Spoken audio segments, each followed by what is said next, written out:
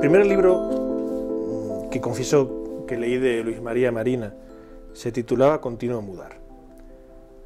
A Luis reconozco que no lo había leído anteriormente y no sabía muy bien qué esperar de aquel poeta, para mí, por mi ignorancia, desconocido.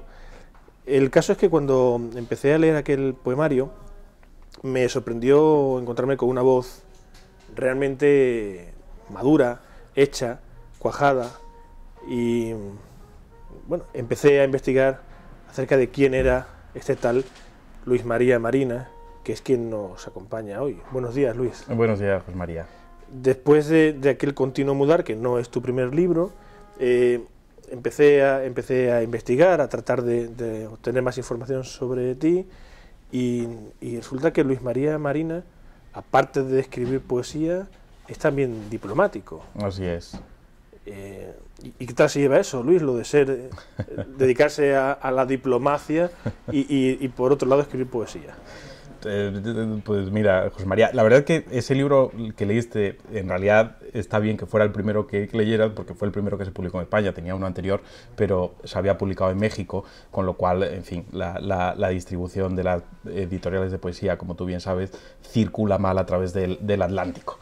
Las letras y la diplomacia, no sé si por suerte o por desgracia para mí, han estado vinculadas desde hace muchísimo tiempo, y yo siempre recuerdo que Alfonso Reyes, que fue las dos cosas, pero fue fundamentalmente escritor, pero también desempeñó algunas funciones diplomáticas, decía que el buen diplomático tiene que ser un devorador de ciudades. Eso, claro, lo decía él, que aparte de diplomático era un hombre de una cultura vastísima, universal.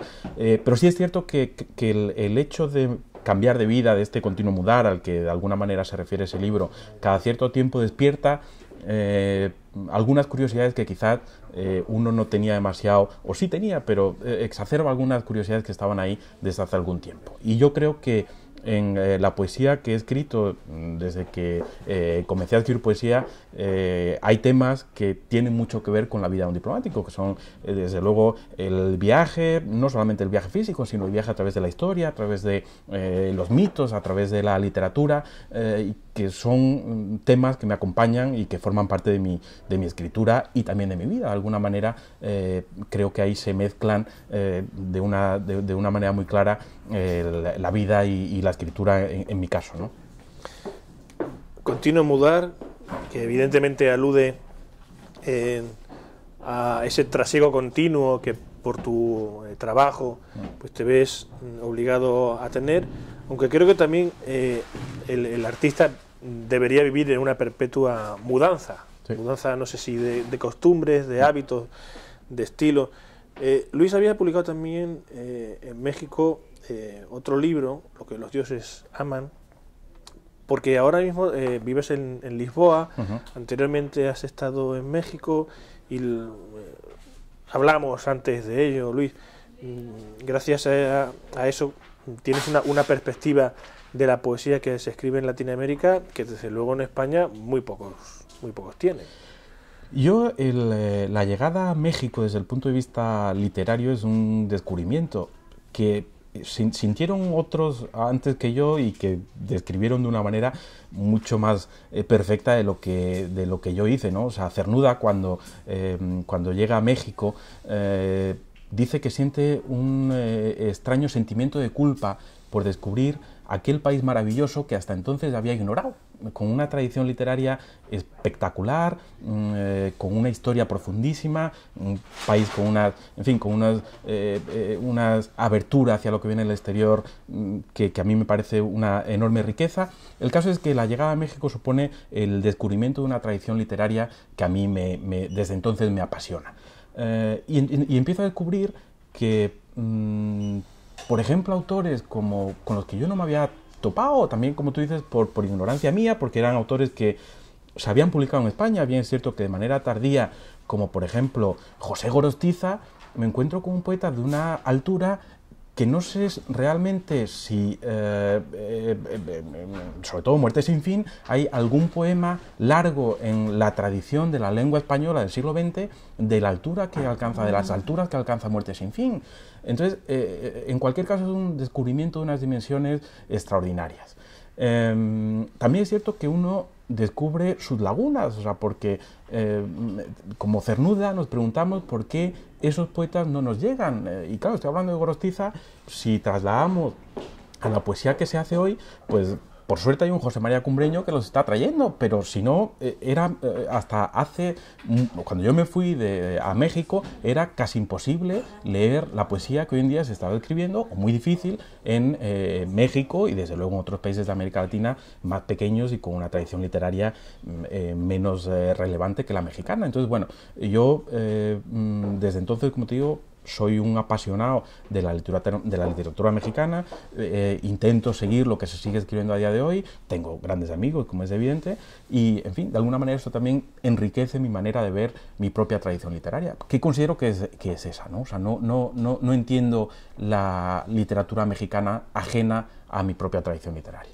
Claro, porque eso era precisamente lo que te iba a preguntar ahora, Luis, si ese conocimiento de la poesía que se escribe allí ha ido bueno, empapando lo que tú escribes, porque creo que este libro, Continuo Mudar, bebe de una tradición evidentemente española, pero de vez en cuando se le nota cierto aire de familia con algún tipo de poesía latinoamericana. A mí esos puntos de fricción como vasos comunicantes me interesan mucho. No sé si estoy en lo cierto, Luis.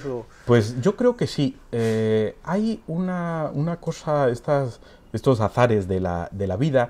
Yo he vivido durante un periodo de tiempo relativamente prolongado en los 3 países donde el barroco alcanza el barroco como movimiento histórico, no como movimiento perpetuo, como decía Eugenio Dors, como movimiento histórico alcanza su punto álgido, que son España, donde quizás es en la literatura donde de manera más clara se nota, México y Portugal, son los 3 países cumbres del barroco. Y es cierto que en algunos momentos hay cierta, no sé si complejidad, pero un cierto gusto por la palabra que tiene que ver con ese pozo barroco que en fin, que a mí me atrae de manera particular y que sí tiene menos que ver con lo que se hace hoy en España, lo que se hace en las últimas décadas en España, que con lo que se hace en algunos países de América Latina, en México en particular. El barroco que también tiene que ver de alguna manera con una cierta libertad a la hora de escribir, que no supone desde luego renuncia a la forma, porque si no la escritura no tiene sentido, pero sí una mayor libertad a la hora de introducir ciertos temas, en fin, yo creo que ese punto de fricción, si se produce en algún punto, es ahí precisamente, o sea, en el barroco entendido como una cierta libertad a la hora de trabajar los temas y trabajar las materias de la poesía. Has escrito poesía, Luis, pero también tienes un blog que a mí me gusta mucho porque bueno, en él vas vertiendo otro tipo de textos. Y recuerdo que una vez leí en una de las entradas recientes de tu blog algo que me resultó curioso. Cuando decías que tal vez conocieses el centro de la Ciudad de México mejor que el centro de Cáceres, que es la ciudad donde has bueno, vivido. Nacido, crecido y, claro. Y vivido. Tienes también otro libro que no es de poesía, ¿no, Luis? Cuéntanos. Sí, se publicó el año pasado, a la vez en una historia, una empresa, ya sabes que, en fin, estas cosas de las editoriales, de manera casi paralela en México y en España, un libro que yo llamo de estampas sobre la Ciudad de México. En realidad son pequeños ensayitos sobre rincones de la Ciudad de México en los que yo he vivido y en los que de alguna manera he sido feliz, ¿no? Es verdad que la memoria es muy caprichosa y yo viví en Cáceres hasta que cumplí 22 años, entonces me fui a Madrid y desde entonces no he vivido de manera prolongada aquí. y la memoria hace que recuerde Cáceres asociada a ciertas, o asociado, sobre todo las calles de la parte antigua, a ciertas imágenes de adolescencia que uno recuerda con cierta nostalgia. La nostalgia no siempre es cómoda de manejar, ¿no? Mientras que la Ciudad de México, que es mi pasado más cercano, mi pasado más reciente, lo manejo con mayor frescura. Entonces, es verdad que yo conformo una cierta geografía de la Ciudad de México en mi cabeza, del centro de la Ciudad de México, que es uno de los centros más monumentales que yo conozco y más espléndidos en cuanto a la fusión de culturas y de un montón de cosas. Lo recuerdo con más cercanía, con más sentimiento que lo que me queda ya más lejos, ¿no? Que es la ciudad de Cáceres, que en cualquier caso está ahí y siguen siendo mis raíces, ¿no? Sí, pero es curioso, ¿eh? Es curioso cómo la geografía personal e íntima se va modificando. Ahora, Luis, sé que tienes un libro que está a punto de salir, lo va a publicar la editorial de la Una Libros. Sí. ¿Nos puedes adelantar, Luis, cómo se titula? No te voy a hacer esa pregunta tan absurda de qué trata, porque preguntar de qué trata el libro de poesía, pero sí cuál es el título y cuáles son sus hitos, ¿no? Sus elementos vertebradores. Sí. Ese libro se titula Materia de las nubes. Materia de las nubes es un verso de Lusíadas, de los Lusíadas de Camões, en el cual él define a Lisboa como materia de las nubes. Entonces, bueno, yo creo que con eso queda dicho una parte esencial. Es un libro en el que la protagonista esencial es la ciudad de Lisboa. Es un libro en el que la poesía, en el sentido, volvemos al tema de la libertad, en el sentido más puro, se mezcla con la prosa. Entonces, más que poemas, son casi prosemas. Prosemas de un término que acuñó, hasta donde yo sé, José de la Colina, un escritor muy interesante, mexicano, exiliado también, exiliado muy joven, asturiano, y exiliado muy joven a México, y que escribió unos prosemas maravillosos, que son casi divagaciones interiores, en las que la ciudad es casi tan protagonista como el poeta. O sea, creo que es un diálogo, aunque en realidad es un monólogo, aunque aparentemente es un monólogo, en realidad es un diálogo entre la ciudad y el poeta.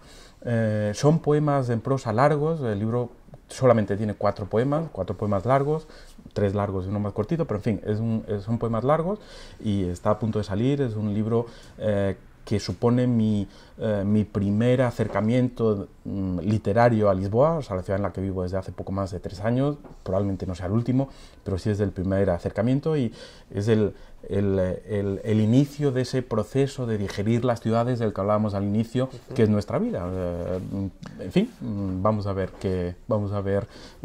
muy pronto se podrá leer. Materia de las nubes. Materia de las nubes. Pues nada, esperemos Materia de las nubes con mucha ansiedad. Para terminar, Luis, me gustaría pedirte que nos leyeses un texto, si te parece de continuidad, que no sea demasiado largo.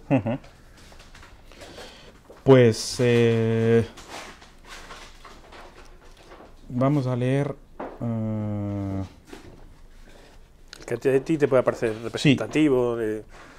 Un poema que tiene que ver con esta ciudad y con lo que suponen las raíces para alguien que vive de manera ciertamente problemática eso que son las raíces. Se titula, quizás un poquito más largo de lo que, pero bueno, vamos a leerlo. Se titula Canción del Justo y está dedicado a Francisco Marina.